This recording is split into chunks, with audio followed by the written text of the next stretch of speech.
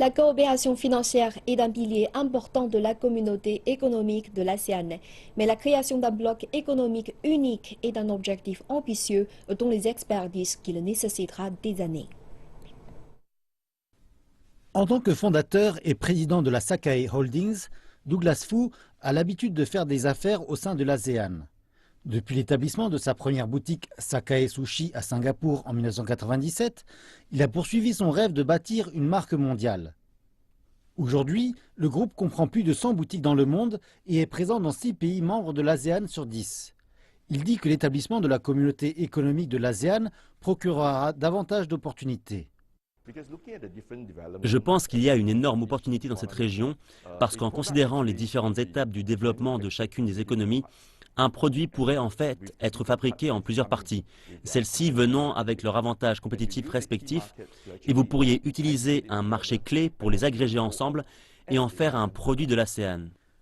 Douglas Fu est aussi l'un des 3 représentants singapouriens du Conseil consultatif des entreprises de l'ASEAN. Il comprend bien qu'un marché unique de l'ASEAN ne se bâtit pas en un jour et que des obstacles l'attendent. Je pense que les obstacles dans différents pays seront présents et que c'est là que le Conseil consultatif des entreprises de l'ASEAN se mettra à la table pour essayer de les dépasser, de les assouplir et d'harmoniser. Quelquefois, nous n'avons pas besoin d'harmoniser tous les 10 pays parce que c'est trop difficile. Ils en sont tous à des stades différents de développement. Nous élaborons parfois des projets pilotes bilatéraux et arrivons à faire bouger certaines choses. Et si cela marche, alors nous pouvons embarquer un pays tiers à bord, puis un 4e, et cela s'étend naturellement.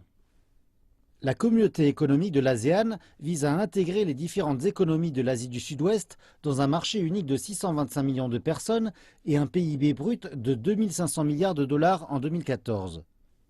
Tandis qu'elle a fait des progrès dans certains domaines, nombreux sont ceux à avoir remarqué que la route vers une ASEAN pleinement intégrée est semée de défis.